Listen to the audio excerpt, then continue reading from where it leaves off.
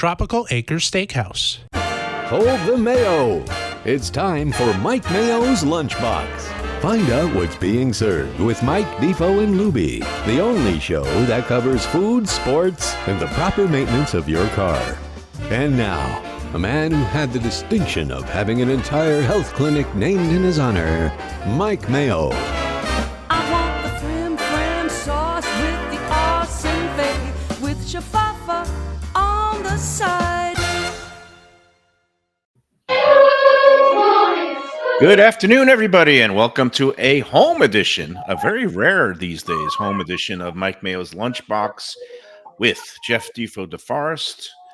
It's not too rare for me to be at home on these shows. Yeah. It's been 6 weeks of pure torture, man, watching you guys stuff your face in all these great restaurants you go to. Do you have cabin fever, Defo? Are you ready to get back on? You know what? Something miraculous happened yesterday. I don't want to jinx it, but I did have a doctor's visit. He says it looks like the toe's going to stick. And then he prescribed some stuff for this inflammation I was experiencing in my foot, having nothing to do with the knee problem that was making it torturous to walk. I was just actually thinking about having him cut the leg off. It was that bad. And miraculously, I woke up this morning, and it's almost as if I went to see Joel Osteen or some faith healer, and they put their hand on my forehead and said, heal, and I was able to walk again pain-free. So I feel liberated, as I'm in deep stretch here. Well, let's not put a Kenahara on it, as my grandmother. It's an amazing difference, but being out of pain. Maybe all those Jesus ads on the Super Bowl beamed through. That was interesting. And healed you. But how about Kennedy? I mean, that was the classic. How about Yeezy? Yeah. How about Yeezy filming just 30 seconds and burning 7 million of his however many hundreds of millions he has, and trying to sell shoes after all his. Pretty incredible. Yeah. What a country. What a country. Mike Lubie Lubitz, how are you doing today at the old homestead? I am well. I really enjoyed yesterday's day with shenanigans. Looking forward to tomorrow when we do a Vizsla Food and Wine Festival. Yes. With the Sticky Show, and nice to be home today. I've been able to get a lot done, not having to drive to and fro. Well, before we get to all the rest of the week and the remote shows, and it's going to be a nice week of eating if Defoe's able to get back out there. I'm on the circuit. As of today, I will be there tomorrow. Yeah. Licky Sticky Barbecue on Wednesday for Valentine's Day, and then Gilbert. O.J. McDuffie's Stronghold, by the way. He loves that place. And, what was it? Juliet is the name of the chef? Juliet Johnson. Yeah. She was at one of the Visit Lauderdale, not Visit Lauderdale, but the Food and Wine Festival things with Phil and Kate, and knocked it out of the park that night. Remember that? I believe it was not this past, but the 2023 Poolside Barbecue Battle. I believe she took home the People's Choice honors. Licky Sticky Barbecue has been set up in different farmers markets and around town on the weekends. I think Volunteer Park out there out west for a while, and it's been a long, hard struggle for her to finally get her brick and mortar open. It involved all kinds of waiting for permits and having the usual bureaucratic snags, along with the beautiful South Florida wrinkle of what would the word be? Unreputable, disreputable contractors, just unscrupulous. Yes, unscrupulous. Thank you. Disreputable. Yep. Just absconding with money. Again, lesson learned for everybody. Only give 25% up front. Oh yeah. Even if you do, you're going to probably get burned, and maybe that's only what she gave. But we'll get the full story tomorrow. And then Thursday, Gilbert's 17th Street Grill in Fort Lauderdale for some great burgers. Meanwhile, I love the way you stuck to the salad last time when you were there. That was funny. Lenore brings you out a salad, and then you had like 16 different burgers and varieties of fried foods and different things. It was sensational. And I didn't see Lubie with the to-go boxes, so I think you scarfed most of that. No, there was a lot of but there was piles. Have you thrown in the towel on the Don King weigh-in in June? I don't want to say thrown in the towel, but things are not looking good, and they are in abeyance, I guess. Trending negatively? What we call it, not purgatory, but just kind of in limbo. So you got to go Trump and just keep delaying the weigh-in. I got to go Trump and just totally make up a number. As well, yeah. Meanwhile, it is Fat Tuesday, Mardi Gras, as it's known in French. It is on the calendar. Saluting Tom Tamazzini and all of the other great, there aren't that many great New Orleans places here, but there are some. And apparently a lot of jambalaya, including Batch and, some of the other places. Luke's has a great jambalaya. Well, first of all, greetings and salutations. If Tom T is out there, I don't know. I don't think he's cooking anything professionally today. I imagine he's on his couch now, getting rip-roaring drunk Should and be getting probably plastered. Yes. roasting a pan of jambalaya and maybe some, debris with the roast beef and the drippings, and then just dunking his king cake in it. No, you don't think king cake. There was a good story in the New York Times today about the whole tradition of king cakes. Have you ever had one? I've never been to New Orleans for Mardi Gras season, so I've never actually had a king cake in New Orleans. I've had them here, but how about you, Defo? I want to say no to that. I mean, I probably would remember it if I specifically had ordered one. I've never been there for the actual Mardi Gras either, although, I was frequently going to New Orleans, for the most part, a couple of times a year for the last 10 years. Love it there, but I can't say I've ever had a king cake. What's the essence of a king cake? What makes it great? It's a round cake, and one of they bake something into it, a little treat that's known as a femme or something in French. But the tradition has been a little plastic baby, and then the tagline is "Don't That's eat the in the baby." cake? Oh, Yeah, yeah. Wow. sometimes it's in the cake, sometimes they place it on top of the cake, sometimes it's both. Tom T, help me out on this because I've seen it where it's placed atop, and the essence of the king cake, it's it has the colors of Carnival, the Purple, purple, like green, the purple, the green, yellow, and gold. the gold yellow, and powder, with sugars and different frostings.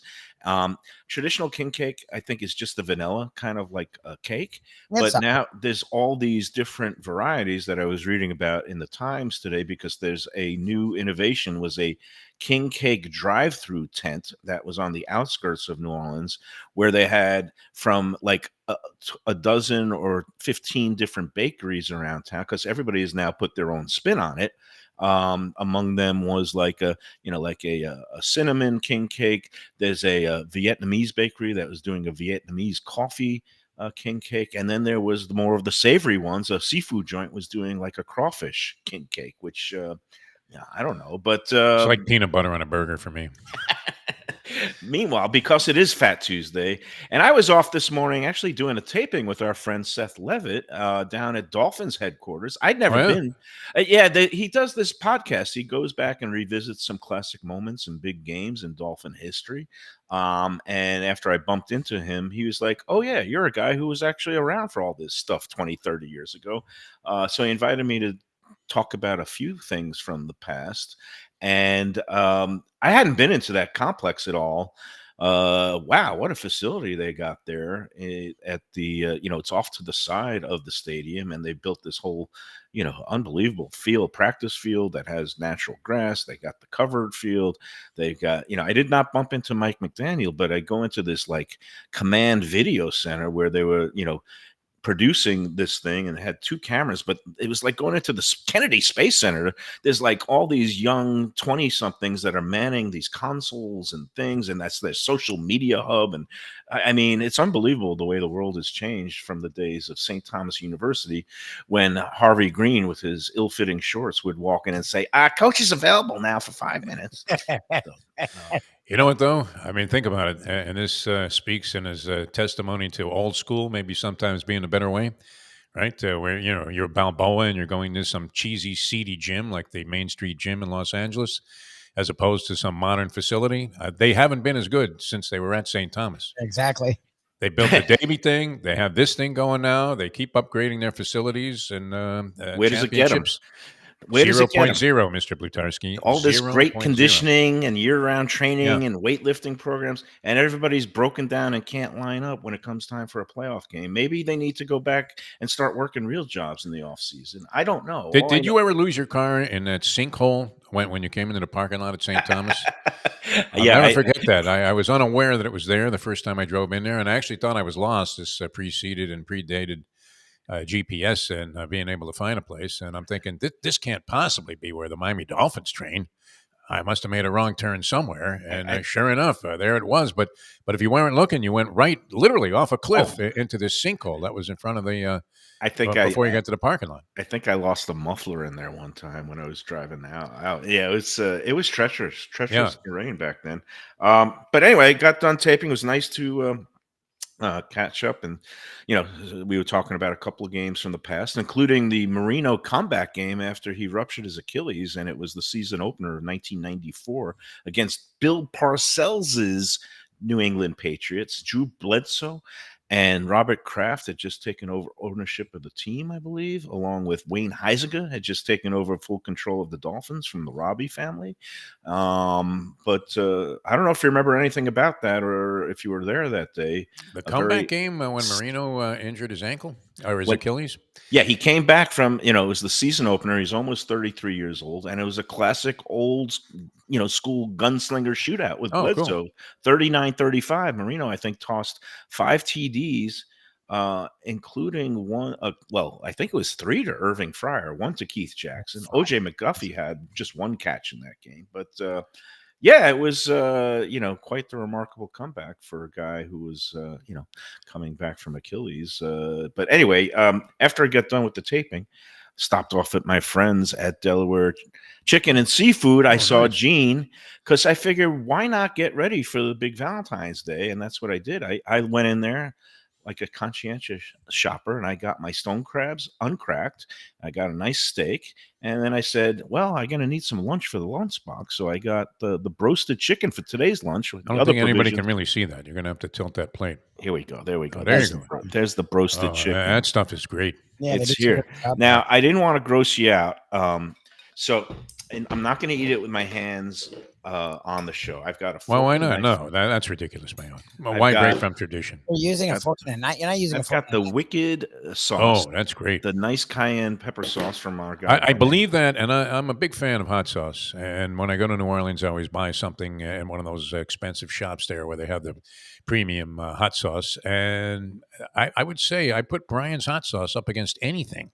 Yeah, no, it's great. That you could buy anywhere. It really, really is just a perfect blend. It's with apologies to our good friend Footy, who's been hawking sauce for a long time. And I put this broasted chicken, not technically fried. It's a little bit healthier because they broast it, but they do have like that batter and breading. I'm glad you took that into consideration today. All right. I am eating it with my hands, and I am declaring this better than the Cook and the Corks fried chicken. I'm sorry. Great restaurant. I reviewed it.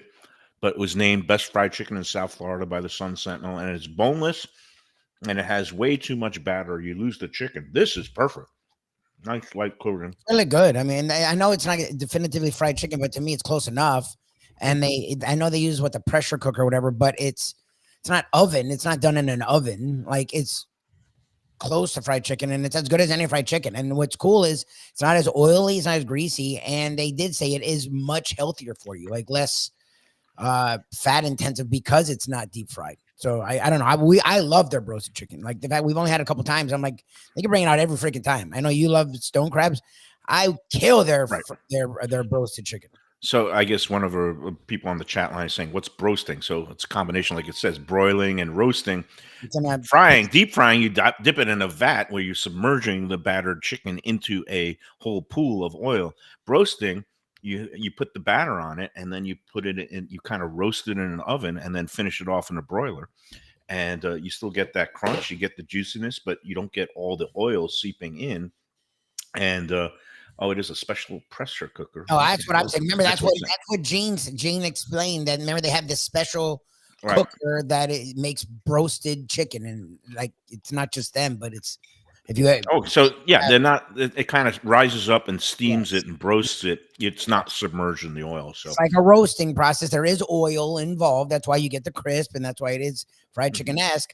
But it's pressure over deep frying. Like he explained it the last time, and it was like that makes a lot of sense. All I know is, Gene, my man, I said I want one of those mix boxes, 4 pieces for $7.99. Wow! I already tore through the drumstick. I'm on the little thigh here. I've got the breast. But I stuck it in the toaster oven to just kind of get it a little crisp and hot before the show. It's delicious. I mean, you can't beat that for a lunch for $7.99. That's better than any drive-through McDonald's or anything. Anyway, I'm enjoying my Fat Tuesday with my broasted chicken. So thanks to the guys at Delaware. Tomorrow I'll have a nice romantic evening with my stone crabs, and I got a nice ribeye steak there because they have a beautiful butcher thing. Might as well just make this the live spot. You should go into Delaware right now at 4191 North State Road 7. Beat the rush. Tomorrow might be a little bit crazy in there. They got those Valentine's packages for 2 that includes stone crabs, shrimp cocktail with the cocktail sauce, along with a side dish like a coleslaw, and a dessert choice, including the red velvet cupcakes or the key lime pie, chocolate brownie. A great 2-pack. You can get them reasonably priced. I think it's with the medium stone crabs, it's about 120, and larger sizes available. But it makes for a much easier time of it and a much more romantic time. Spend it at home. Get some flowers. Get a bottle of champagne. Much more sedate than dealing with some of the restaurants tomorrow night. And again, a lot of restaurants jack up the prices with those special menus for 2. So I would say DelawareChicken.com. That's the website. Get all your information. Go in there today, like I did. Pick up your stone crabs. Make sure they had plenty of them. And you don't have to crack them today. But if you go in there tomorrow, get them cracked for you. Makes it even more convenient. DelawareChicken.com. Tell them the Lunchbox sent you. That's it, Mayo. We're going to a break. While you shut down like that. There's nothing. Well, I mean, there's nothing against the law about taking an early break. Oh, there's not. No, very unusual for you. You usually get the first break around 1:48. All right, we're coming back with more on Mike Mayo's Lunchbox here with Mike Lubie Lubitz and the whole crew in a moment. For Gilbert's 17th Street Grill. You know me, I love family-run places with quality food at fair prices served with passion and pride. And that's why I love Gilbert's. For more than a decade, Lenore, Beth, and Richie Gilbert have been serving up the best burgers, wings, ribs, salads, and desserts. It's a fast casual spot. Everything prepared fresh to order from an immaculate open kitchen. They're at 1821 Cordova Road in Fort Lauderdale in the Cordova Shops just south of 17th Street. Open every day but Sunday. One of my favorite burgers in South Florida. Big, round, juicy pucks of 100% Angus beef, char grilled to perfection. And don't miss the sweet potato fries on the side. They're legendary. Go to Gilbert's, feast, and be happy. Tell them the Lunchbox sent you. When I'm looking for some wicked good food for a wicked good lunch, there's only one place to go. That's Wicked Cheesesteaks in Fort Lauderdale. It's at 4824 North Federal Highway, just south of Commercial Boulevard and across from Holy Cross Hospital. My friend Brian there, he will hook you up with some really tasty treats. They've got cheesesteaks just like the best you can find in Philly, along with lobster rolls, because that's where he's from, Maine originally. And they have wings and pizza and everything you want to have a really good time. Wicked Cheesesteaks, they're open every day but Tuesday. Check them out online, wickedcheesesteaks.com. Tell them the Lunchbox sent you. If you're looking for a great place for steaks, seafood, and more, go to Tropical Acres Steakhouse and Butcher Shop. It's at 2500 Griffin Road in Dania, just west of I-95 in the airport. They've been there a long time, since 1949. That means they're doing something right. You'll get old school hospitality from the Studiali family, along with great value, for tremendous service. Of course, you could also go into the bar for happy hour every day, 4 to 6. The early bird special runs from 4:30 to 5:30, and they have great value all night long. Also, a butcher shop that's open every day from 10 a.m. to 6 p.m. except Sunday. The dining room is open every day at 4:30 except Sunday. Go to Tropical Acres. Tell them the Lunchbox sent you. Great Italian food in a beautiful beachfront setting. Have I got the place for you? Casa Calabria at the Ocean Manor Resort, 4040 Galt Ocean Drive in Fort Lauderdale. Highly rated across all the restaurant review platforms, and totally Mike Mayo's Lunchbox approved. Delicious, authentic Southern Italian food in a cozy dining room overlooking the Atlantic. Live music in the lounge, full bar, and a great wine list. Owner Frank Talrico takes great pride in his family recipes from his native Calabria. Fresh fish and seafood, veal, house-made pastas, and marinara sauces smooth as silk. You gotta try the imported meats and cheeses on the antipasta platters, and don't miss that ricotta gnocchi, fluffy little pillows straight from heaven. Casa Calabria, open for dinner Tuesday through Sunday, closed on Mondays. Tell them the Lunchbox sent you. Hey, it's Mike Mayo.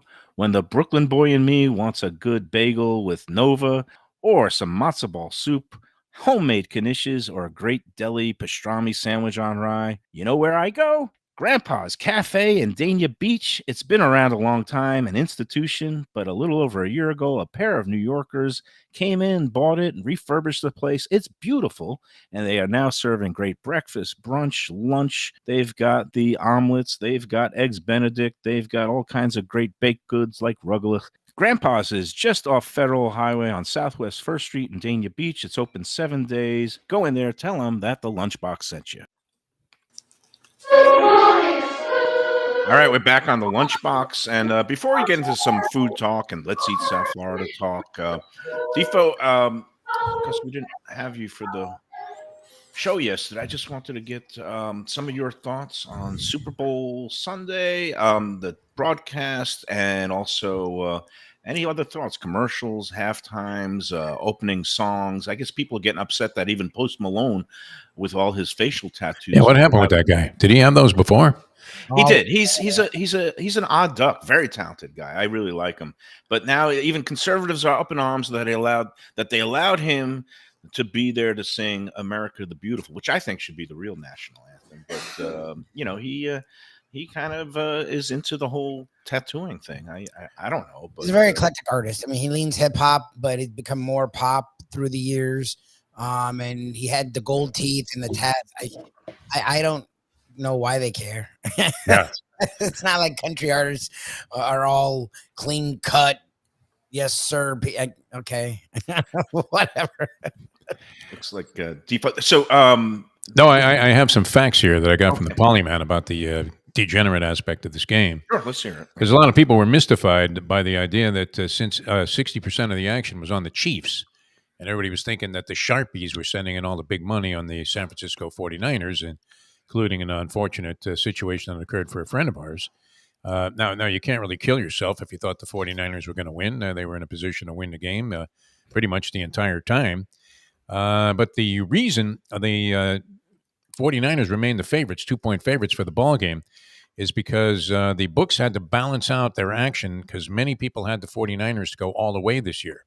And so they kept installing them as the favorites to encourage more action on the Kansas City Chiefs so they wouldn't get buried on the season-long prediction that the 49ers would win the championship. And then here's the hairy one, and this shows you, I mean, timing is everything, luck is everything. When the underplayers had to be doing the Kazatsky from the beginning of the ballgame. It's 0-0 after a quarter, 10-3. I went off on this yesterday for a long time, but go ahead. So a lot of money came in on the under towards the kickoff of the ball game. So the total went from 47 and a hook 2 weeks before the game. All the sharp money went under. It dropped to 47 on Sunday morning, which would have been that tantamount to a push. Nobody wins. And then at game time, it dropped to 46 and a half. Could you imagine if you were sitting on the under and you had just sent it in? Because obviously to move this total as significantly as it did. Yeah, when I looked in the last couple of hours, they would have had to have a tremendous push on the under. And the people that got in last, they got buried. I looked on the Hard Rock betting app at about noon on Sunday, and the line was still San Francisco by 2, and the over-under was 47 and a hook. Yeah. Wow. Now, when I went, it was game time, I went back on there, and I did not lay any action on that app, but it had dropped on the app to 1 and a hook. It went from 2 to 1.5 for the San Francisco. It turned out to be irrelevant anyway. And over under on the Hard Rock app remained at 47. Yeah, I saw 47 and a hook until game time. I'm looking at it now and I see 47. I never saw it as low as 46 and a hook. That's if it really got down there for some people, I feel bad for them. I don't feel any bad for anybody who bets an over under. You're freaking. It's like getting knifed right in the back. I mean, look, the over under total makes some sense to me because in predicting the outcome of games, often the best way to analyze it, much like when you're looking at a horse race, Michael, you've done this a million times. I know. You try to figure out what is the dynamic, what is the pace of the race going to be? Is there a chance that some horse is going to be cut loose on the lead, be able to slow it down? The way the game is contested would be an integral part of any kind of handicapping. So that might, it'll make you lean towards betting over-unders as opposed to sides, even just thinking, okay, Yeah. this is the way this game's going to go. Logically, it looked like two teams with really strong defenses and a quarterback who was making his first Super Bowl appearance, which tends to lead to jitters and mistakes. So you would say under was a logical play until you throw in a fifth quarter, and all of a sudden you get an extra 10 Overtime to is the 14 death of under points players. thrown in. As I was texting you guys as the game ended, because as the game ended, I believe it was at 38, and I knew at 47, if you get a field goal, and a touchdown, that puts it in the Which was overlap. unlikely to happen, but it did. Well, it didn't. No, I mean, they ended up with a field goal and a touchdown. It's crazy. But do you happen to know what the preseason to win the Super Bowl odds were on the 49ers? 49ers, they couldn't have been too high. I mean, you had a team that's been contending of late. I know they're already installed as the favorite next year to win it all. And I think you're getting either 5-1 or 5 and a hook to 1. I think it might be 5-1. And I imagine the Chiefs were the favorite as defending champs in Mahomes, right? They were among the favorites. No doubt, yeah, Buffalo and Kansas City were. Neither team could have been double digits before. Oh, no.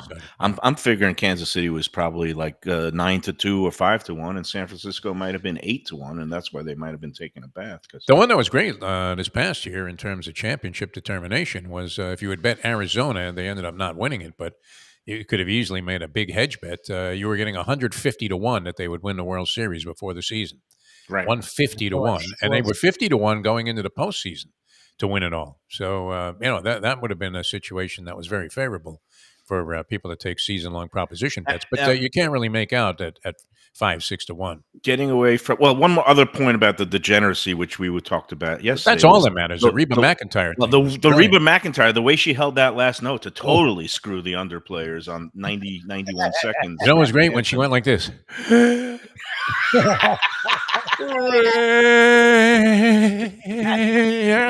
Even the lips started quivering there. Yeah, it went 3 octaves. I did it yesterday. It was like Johnny Mathis did the last note for the. And she was cruising. It looked like she was coming in for a minute slick. 22 landing, and then all of a sudden she just really milked it. And it was a portent of bad things to come for some of our heavy duty friends. And I guess that's another lesson. If you are going to bet 6 figures on a team, maybe put a little bit on the halftime score, because I think San Francisco covered in the first half. If you bet San Francisco the first half, I imagine would be also giving 2 or 1 and a hook or something. Yeah. So, that would have been a way to hedge. You want to be out by the anthem. That's my theory, or the coin toss at the latest. So there was a trend there of tails. Tails have been coming up a substantial amount of time. I know you discussed this, and it is a sucker bet when you go to the roulette wheel and you see 19 straight reds. So you go ahead deep in your pocket, put cash on the black. And then, of course, it comes up red again because each spin is arbitrary and separate and individual from any other.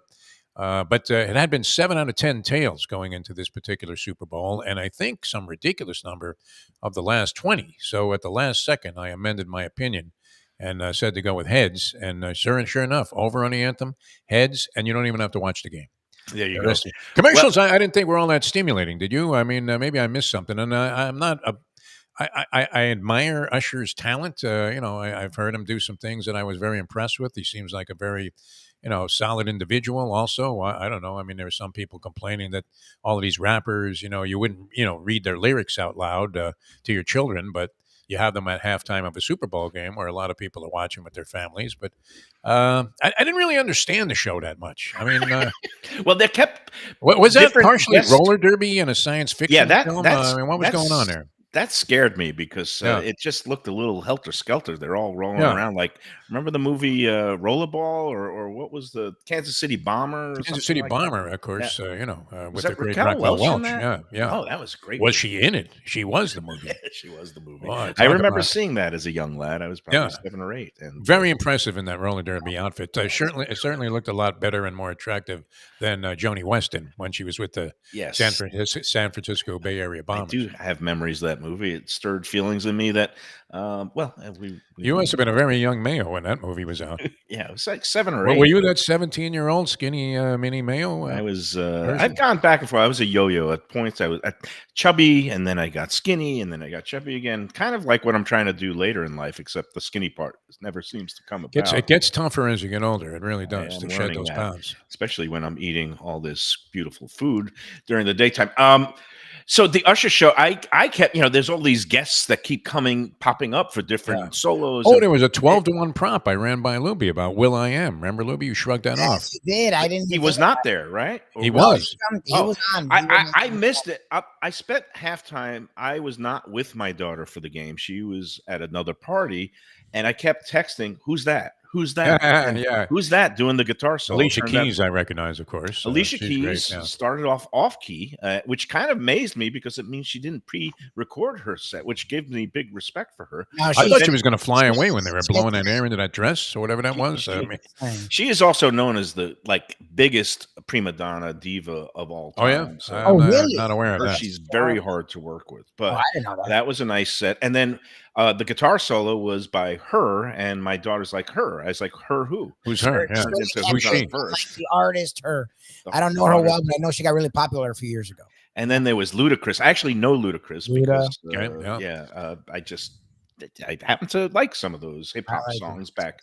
Those 20 years old now, so even that is aging.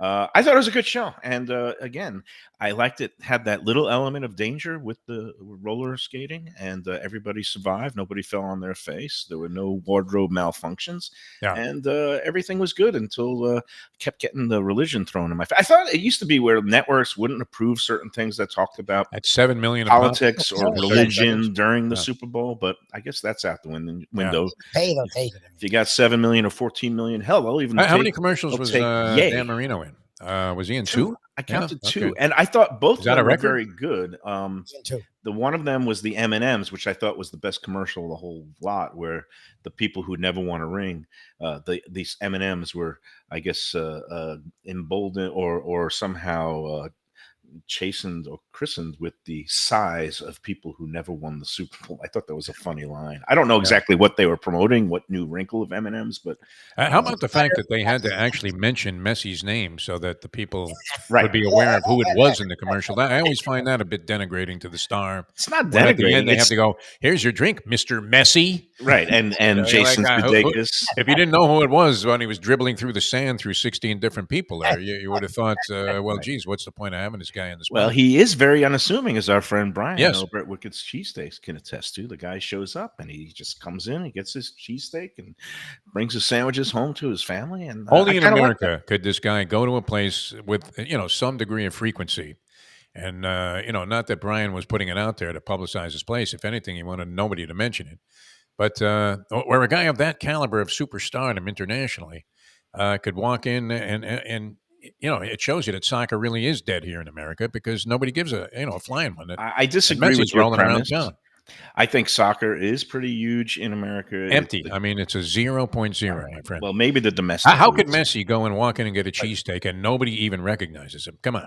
This is Messi, the biggest star You in don't the world. expect to go into a little sub shop and Wicked Cheesesteaks and encounter a global superstar like that. It's just so incongruous that people can't even process it. Because nobody cares about the game, Mayo. Come on. All right, Put that's 2 and 2 together. Hey, but the other thing we talked about a little bit yesterday, but I want to get your opinion. Yeah. Did you see Tua was in a commercial for I did see Paramount Plus, and I got a little bit enraged by it because the premise of it was like he allowed himself to be cast as a guy who fell short. He couldn't get the ball up to the top of the Paramount Mountain. Well, and it's like, have you if seen you're- some of those bombs under pressure? Exactly. Where Waddle and Tyreek Hill have to stop in their tracks and hope that the guy hits him in the back for a pass interference call. But if you're in the height of your career trying to get a lucrative contract, why would you basically cast yourself as a guy who comes up short and has to resort to Patrick Stewart throwing a fictional cartoon character that also went splat against Well, the he side? probably got paid a fortune for the commercial, number That's one. why. And number two, he seems to be a guy who can, sort of poke a little fun at himself. He's like you mentioned, unassuming with Messi. I mean, he seems to be a very well-grounded, humble individual, maybe almost to a fault. Right, and that's what we were talking about with Pat Utter yesterday. Guy thinks that Pat and and we were talking with Perkins, that maybe he's a little too soft. Maybe he needs to get a little bit more of a prick side, a competitive edge. I mean, when Marino was whenever you would mention the lack of a ring to Marino, not just Oh, during his geez, yeah, career, he doesn't but like to even hear it. 5, 10 years out, he 10? would bristle. How Yeah, about well, 20, 24? well, he was able to. He did poke fun of himself with Yeah. that for this But commercial. again, I mean, with a rather large satchel of cash that no Yeah, doubt was delivered to his agent's Yes, this is office. Yeah. So, You're in any retired for event, 30 years almost. all right. But nothing. I mean, I don't know if I wasn't paying attention to the commercials as much. I try to watch some because people are going to comment on it. But I never heard of Timu before. I don't know what that is. They had about 7 of them, so they're Yeah, around 30 million. I think it's the new it's what it used to be, the Chinese one that people would go on and buy stuff. Yeah. I forget what that was called, but this is the new one of that. So, Okay, I was unaware of it, so I do very little to. I mean, I would say none when zero it comes to online online shopping. Yeah. Yeah. It's a package at my door every day. In fact, my wife, the Mustang, was just showing me some shoes she got. And, she's explaining how great they are. And I'm like, okay, yeah. I mean, to me, stuff is stuff. I don't worry too much about it. And I would be very uninclined to be buying stuff online, but package at the door every day, at least one. Hey, I wanted to bring up, I wanted to ask you a question about go ahead. this. Yeah, go because ahead. This is right up your alley of food expertise. I personally am not a big fan of the prefix menu in any circumstance. Okay. Now, there are certain times, and you go to a lot of these events where, I mean, this is going to be the protocol because it has to be, where, you're at these various tastings and grand openings and all of this stuff, and they're going to be serving, a prefix menu, which is going to feature many of their great, most outstanding items. That's fine. But, I always feel like I'm at a bar mitzvah or something when you have a prefix menu. What's your feeling about that for Valentine's Day? Would you rather go to a place that had a prefix menu and like 150 a person or whatever, or just go order off the regular menu and hope that they're open to just serving a regular dinner serving like they would on a Saturday night? For me, I always like options. Now, if I'm invited to some grand opening event or wine dinner, obviously you get what you get and you don't get upset and you just eat it and nod and say thank you very much. But for special occasions like Valentine's Day, when a lot of restaurants do go to their special menus for 2 and it's a multi-course thing, and maybe they'll give you a choice of 2 different appetizers or 3 different entrees. But again, I always like going to a restaurant that, in addition to that, also offers their regular menu, hopefully at the same price as a regular day. And basically, yeah, it's all about the options. I don't necessarily want to sit through 5 courses. I want to just maybe have a salad and a main and a dessert. So to answer your question, I'm not the biggest fan of it. However, there are places that only do what they call the tasting menus, multi-course things, some highfalutin places. Stubborn Seed, our friend Jeremy Ford, does basically tasting menus. And now my friend Giovanni at the new Valentino, they do have choices. There's some a la carte items, but they also have like a 5-course tasting menu for, I think, $129. Again, it's all about the people doing it, the setting. I will sit through one of those big ones if it's a chef that I respect, and I will, it's kind of like in Japanese places. Our friend Kui, you say omakase, and just stuff starts coming out. You don't have to order. It makes things a little bit simpler. But Lubie, are you doing any kind of romantic thing with the churros for tomorrow, or you're? We always do, and I told you guys, I guess last year we always do. I started this when we first moved in together because the weeks are hectic, so we're not big fans of going out and being in a big crowd, dealing with a lot of nonsense. So we started. She loves lobster, so I would literally go and get her a lobster roll, and we used to do tin fish because it was one of the rare places that did it. Now I know everyone does it, but like, was it 5 years ago? It wasn't like everyone did a lobster roll. And then I would get lobster mac and cheese. She loves from I Heart Mac and Cheese. Last year, obviously, Wicked covers both bases. So I went to Wicked. This year, because I woke up to her yelling at me Monday about food eating. Why? Because you're getting a little chunky, or what was she yelling about? Oh, it's not him. It's her. I walk my dog 5 times a day, and I do exercises every day. she is not happy with her. I don't know. She's never happy with her weight. And whatever. and of course you say, but darling, you look great. What are you Well, she talking doesn't about? even care what I say. She just yelled at me, and it was my fault for some reason. I don't know. I bring the food. I don't even tell her what food I bring. I hide in the No, back. it's my fault. Everything is No, my it's your fault. fault. It's all your fault. So she's like, but we could do one of the things. So I don't know. I may go by Wicked and get a lobster mac or a lobster roll or something. I don't know. But we keep it at home. We try to stay away from all the Yeah, not a restaurant guy. news and all the people. I love all of our sponsors that have. I know a lot of great places do a lot of great Valentine's things. It's like New Year's. It's like Yeah, it's not amateur night. People are not out getting drunk, but they're just it's a lot. It's just a they're- lot. It's a lot of. It's better to just again. I think. Well, you know what? I'll let people make choices for themselves, and that leads us right into our spot for our friends at Tropical Acres because There you go. Wow, great spot to go. there is a place that knows how to handle a crowd. They live for big days and holidays and Valentine's Day. And they are prepared to handle some walk-ups tomorrow because it's a Wednesday night. So they know that a lot of people maybe will stay home. So if you are still looking for a spot, want to give them a call at Tropical Acres at 954-989-2500, 954-989-2500. See if you can still get in there at some point for tomorrow's Valentine's Day dinner. They do have a special menu, but they also are offering some of their regular menu items as well. And it's a great place, 2500 Griffin Road, just west of I-95 in the airport. They are celebrating their 75th year. That is a lot of years. It means they're doing something right, and they do nearly everything right. The Studio Alley family will take great care of you. If you want to celebrate Valentine's Day a day early, if you're married like me and you don't care about the stupid rules, you make up your own rules. Tonight it is half price off a bottle of wine. So why not celebrate tonight? Get some savings. You're thinking, I might go with my brother. We got a little business to discuss, me and my brother. He could be my pre-Valentine's date. We could go into the bar for happy hour, get a couple of those beautiful martinis for just $8 each. Can't beat that. And then go get your half-price bottle of wine, get a steak, get some scallops or one of those beautiful pasta seafood dishes. Boom. You're out of there for like a buck and change. You can't beat that deal, Defo. So yeah. How come women can always tell if you bought the flowers at a gas station? Oh, really? I mean, they look the same as if you had bought them somewhere else. Usually not just like a florist or something, but right? Yeah. I think every time I've done that, whether it was buying them out of a bucket from a guy by the highway or gas station flowers at the last second on the way home, having completely forgotten about Valentine's Day, right away it's like, you bought these at a gas station? What kind of romantic sense do you have? You used to be romantic, right? I mean, you're romantic for like the first week of the flowers. I don't know how they could tell. How can you tell? I mean, if you ran these through customs, they wouldn't know that they were going to a I'm gas not a station. woman, but as a reporter, I am detail oriented. I think maybe the clue is when you get them from a florist or even Publix, it comes with that little packet of the flower food that helps them stay fresh for a little bit while. Which I hate to admit this, but one time I was, we were snorting a little coke in the day, and I laid out 2 lines of the flower food on the counter of my kitchen. Oh, no. And this friend of mine, who was just a glutton, used to like put a straw in the bag. How did it do? No, did it do anything? It cleaned out his sinuses. There was no ER. And a little leafy thing was growing out of his ear after that.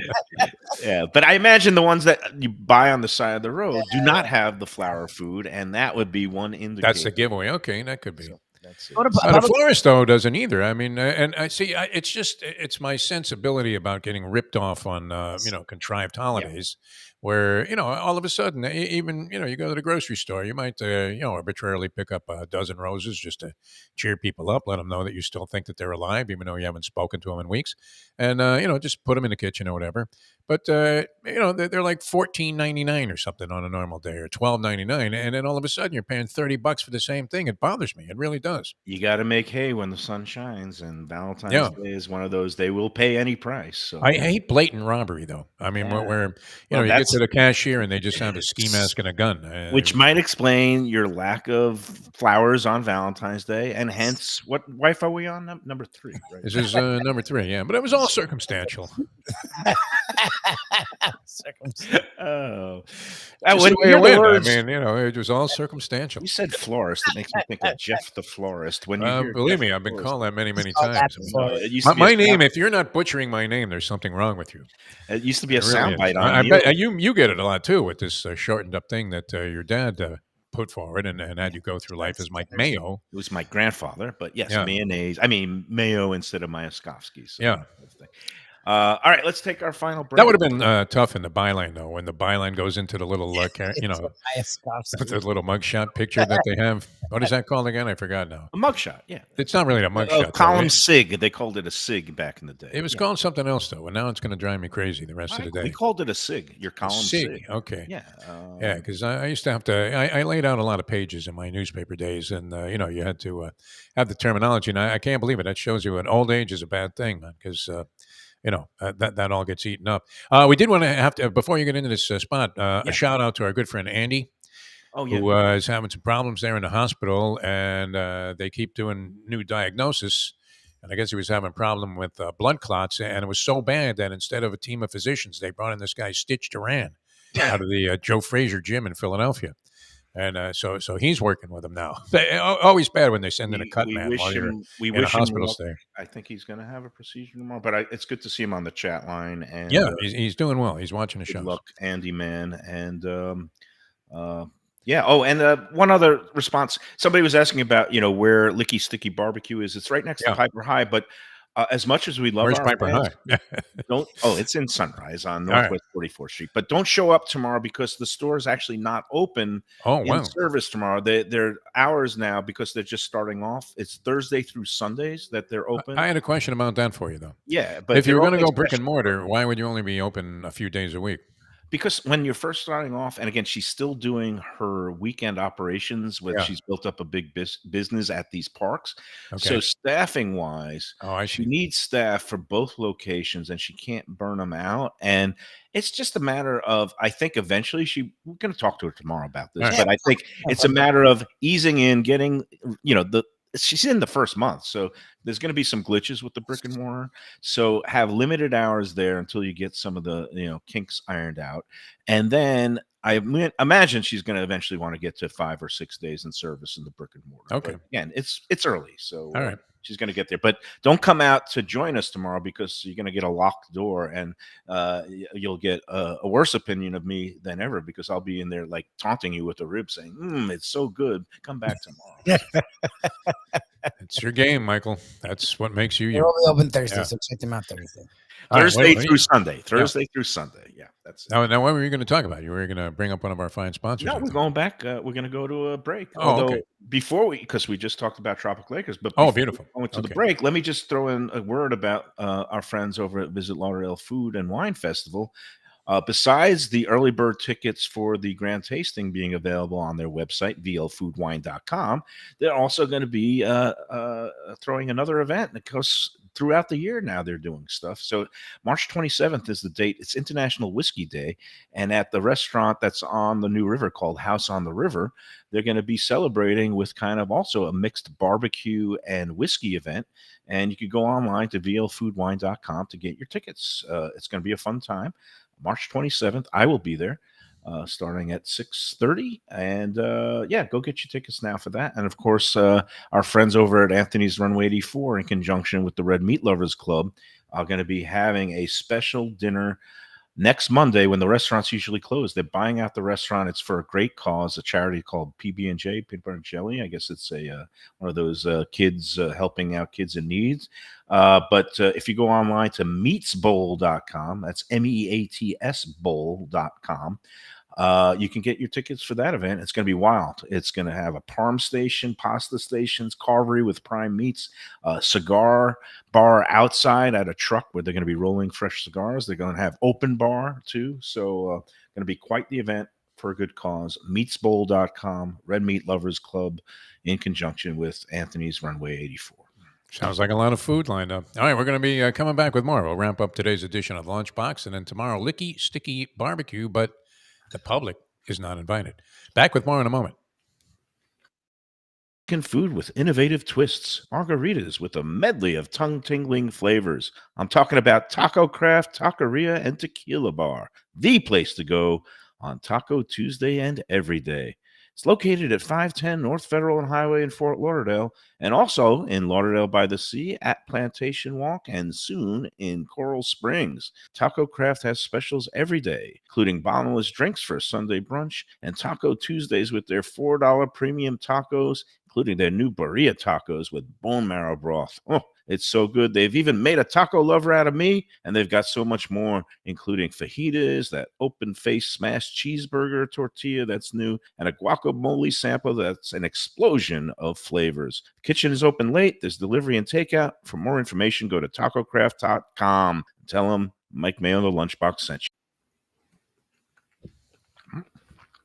Are we back? To me and say, Mike, where should I go out to eat? I got guests coming from out of town. Where should we go? Cafe Seville. That's the answer.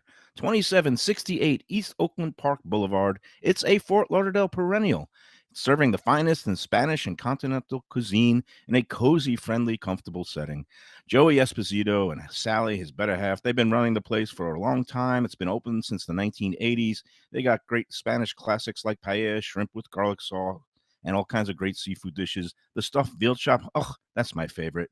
Go to Cafe Seville. It's open every day but Sunday at 5 p.m. for dinner. Tell them that the Lunchbox Mayo and Defo sent you. Do you like burgers? Do you like wings? Do you like late night food and sports on big screen TVs and cold beer and friendly vibe and great people? Then you want to check out Shenanigans, 1300 South Federal Highway in Dania Beach. Go to Shenanigans, you get yourself all the good stuff, the fresh fish every day, the black and grilled wings, and of course the kitchens are open late. Go there, tell them that the Lunchbox Mayo and Defo sent you. Food from a scratch kitchen, delicious drinks and house-made spirits from a craft bar, a great vibe inside and out with a spacious patio. I'm talking about Batch New Southern Kitchen and Tap, Fort Lauderdale, in the heart of the city at 525 North Federal Highway. It's open 7 days for lunch, dinner, and weekend brunch with classics like fried chicken and waffles and shrimp and grits, and creative items like pecan-crusted salmon and a fried green tomato BLT. And the drinks? Smooth sipping and so good. There's convenient free parking and a garage next door, happy hour at the bar, an entire patio, 4 to 7 Monday to Friday, and live music every Wednesday, Thursday, and Friday. It's pet and people friendly and with cozy fire pits for when the temperature dips. For reservations and more information, go to batchsouthernkitchen.com. Hey, it's Mayo here for Delaware Chicken Farm and Seafood Market. Since 1951, family owned for over 70 years, the home of freshness. I've been a customer for over 3 decades, and it's the place to go for poultry, steaks, meats, and of course, their unbelievable selection of fish and seafood. They've got it all. Key West pink shrimp, grouper, snapper, lobster, and of course, Florida stone crab claws of all sizes. Don't forget their famous fish dip and a full selection of prepared foods. It's located at 4191 North State Road 7 in Hollywood, just across from the Seminole Classic Casino. Owner Doug Carter and crew will take great care of you. Make sure to check out their weekly specials and daily catch online at DelawareChicken.com. Quality, value, freshness, that's the Delaware way. Tell them Mike Mayo and the Lunchbox sent you. If you like seafood in a comfortable setting, outdoors, even keel fish shack at the corner of A1A and Commercial Boulevard in Lauderdale by the Sea, that's my spot. It's upscale food and a down-home setting. The chef owners, Dave and Brad, do a terrific job with all the seafood classics that you want. They have the best grilled oysters in town, bang bang shrimp, lobster rolls, and daily fish specials. They also have weekend brunch Saturday and Sunday. They have daily happy hour 4 to 7, and they also have other weekly specials like mussels on Monday and oysters on Tuesday. Go to Even Keel Fish Shack and tell them that the Lunchbox sent you. All right, we're back on the Lunchbox, and I had a couple of topics I wanted to get into. One was, people on the Let's Eat group, there's 142,000 of you. Sometimes you have to wait to get a post approved. And sometimes if you get into it with somebody, you're going to have your comment removed and you may be suspended, or you might even be removed. I've been on a kind of a kick lately to kind of try to restore a little bit of civility again. And so I got this question. I love getting DMs from people like, "Why did you suspend me? I didn't do anything wrong." Well, I got that from a woman the other day, and then I didn't get around to responding to her, and it's like, "Oh, so you couldn't even respond to me? You don't even have that kind of respect for me." So that kind of inflamed me, and You so asked then why I've been married 3 times. well, that's when I go back to the videotape because we have ways of looking up, what comments have been removed for what reason, and basically, my response to her was this: You were suspended 1 week for an uncivil comment on February 9th that violated our rules. I said, let me refresh your memory that you directed toward another commenter, and that the other commenter was also suspended or maybe booted. Two wrongs don't make a right. And your comment was, "Who the hell are you to say I'm a miserable person? Sounds like you're the one who's a first class prick." There you go. I think that's appropriate. What are you talking about? That's great. Talking about whether there was too much cheese on a cheeseburger. I mean, But I love the people who say, "I did nothing wrong. I didn't say anything." Well, calling somebody else a first class prick, while it may be true, especially in the case of me, yeah. that's not how you respond. I just tell people, don't take the bait. If somebody does something that calls you a name, just report But that. that's flag. all social media now. Yeah. I know, but I'm Yeah. trying. Do you see my name? It's Don Quixote. I am tilting it windmills. You even gotten into it with people, coming back with a snarky doesn't comment. But need no, to no, no. follow. If you notice what I do, I'll ask questions. He doesn't. I need- will say what I've done in circumstances. I will never say you're an idiot who doesn't know what he's talking about, does- even yeah. though I'm thinking it, or that you have no idea about food, or you have the taste of a pre, you know, a prehistoric troglodyte. I don't use language like that on the group. I will just say I disagree. My experience there has been this. What time were you there? What do you expect on a Saturday night? Questions. Now that could be perceived as being, what's the word? Elitist. short or yes. Yeah, there's another word I'm thinking of that fits, but Insufferable. Which you haven't really been as much of lately, which is good to see. I'm trying to lead by example. I think Val has been a positive influence on you, and you want to reward her richly on Valentine's Day with a meal and whatever else she wants. That's true. I have been trying to model better behavior, not snarky. I try not to be snarky. Yeah. Sometimes I can't help myself. It's Again, in your nature. You know what? It's part of your writing style also. So, I mean, you're going to have some of that come out in your personality. There's nothing wrong with that. it's my shtick. But again, Yeah. I would never denigrate somebody and call them an idiot or an ignoramus, not to their face and not on the group. But anyway, But you're thinking it. It's kind of like in that scene in The Wolf of Wall Street where he goes in front of the Swiss banker, and they if have his thoughts verbalized, and one guy's thinking the other guy's a complete buffoon, and the other guy's saying, "Yeah, I know you're shtick, you're an asshole," and that's where you're at with a lot that's of the thought bubbles. Yeah, Again, yeah. I can't get inside people's heads. And even though they might think they can get in mine, and in your case, you can completely read it accurately. Yeah. As long as you don't put it in writing on the group, then you're not running afoul of the rules. Anyway, all I'm saying it's is inappropriate on a food group thing. I mean, it's kind of like that argument we had about Roger Stone. I mean, in certain places, okay, get into it. Like if you're on X or something, and you don't agree with a Well, person's all I opinion. know is don't slide into my DMs and start complaining about a suspension if you've actually called I would somebody suspend a her first again. class prick. Yeah. And I just was I'd tired. lop of it. on I'm another couple tired. of weeks. Yeah. I don't care who started it. It's like the third man in penalty in It's hockey. always the right? last person. You're still going to the box. I don't care who started it. You go into the box. So that's it. All right. We don't have time for the other topic, which I wanted to get into, which was the whole. It's ugly. Racism at restaurants. And does it exist? Because somebody did a post about they went to a place up in Boca. It that's a definitely hockey exists. place. It definitely exists. And Yes, again, I know of a place that I believe it's closed now, which is probably appropriate. But the man literally was a blatant racist that was running this restaurant. I knew him, and he was a sort of a friendly guy outside of there. And yet, I mean, some of the things that he did were so outrageous that jeez. you couldn't bring yourself to frequent the place knowing what his policies were. look, all of us have only been white men, so I do not know what it's like to be in somebody else's skin, particularly those who have a skin complexion that's darker than mine. All I know is that when you hear some of these stories, to throw an accusation of racism is potentially really damaging, but it also can be true. And then, what are people's perceptions? And in this case, the post went through. I didn't approve it because I thought there was some language in there that needed to be adjusted, as in avoid this place, because we don't tell people on the group to boycott or not go to a certain place. We let people hear about other people's experiences and make their own decisions. But in this case, she talked about going to a hot new restaurant in Boca on a Saturday night at 6:30 without a reservation and being told it would be an hour and a half wait. And she was willing to wait with friends that she was catching up with at the bar. Which was the last thing they wanted that person to do, probably. Well, but then be honest. Just say, we're fully committed for tonight. We Yeah. can't handle you. Come back on another night. Just be straight up. But what happened was they put her name on a waiting list. They have these phone waiting lists now. Yeah. And they never got called. And they saw other people get seated.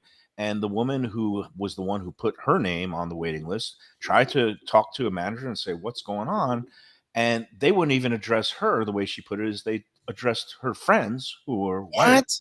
No. And like, she felt that this was a case of they didn't want to seat her or even accord her any respect because of her skin color. It's a shame, really. And when that happens, like I said, I don't know if the restaurant can be called racist, if that was the reason, but all I know is that they botched this situation horribly.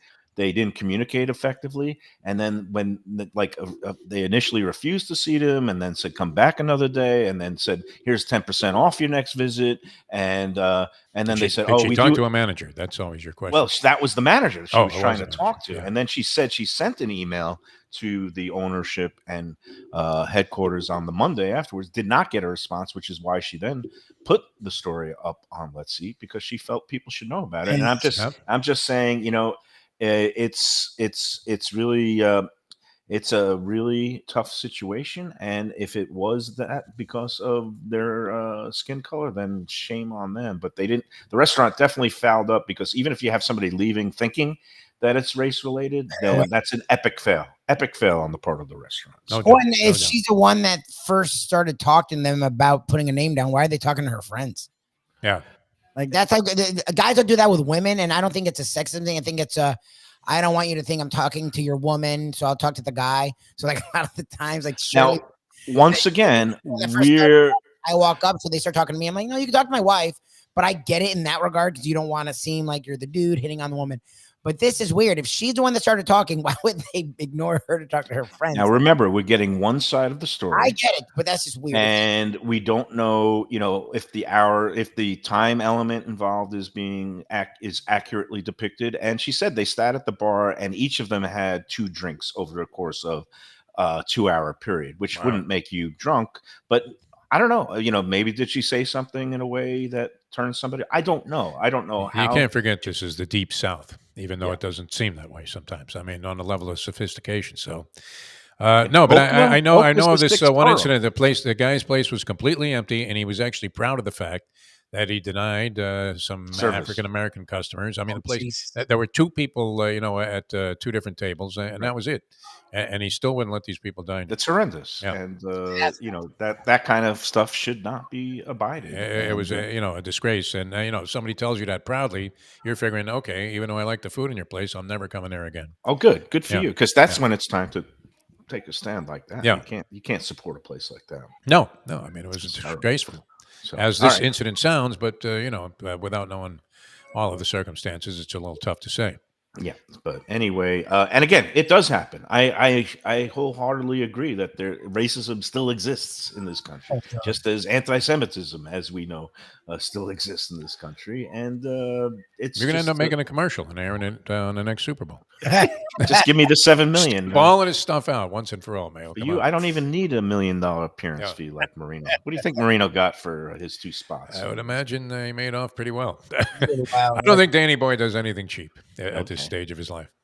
Think he'd come on this show for nothing? He might. You know what? He actually went out of his way to be on our 10-year anniversary show, and we had a 10-year anniversary on 940. And he made the call. He's tight with Bruno like that. Yeah. If I get the Pope to maybe summon him one time. He's tight with Segredo. He's tight with Mr. Segredo. We can maybe do a show at Runway one time. You keep saying it, but it hasn't happened yet, Mike. Marino can show up. Yeah. I'm waiting for the Italian fisherman pizza still down there. Well, we want to get down. We're working on it. Yeah.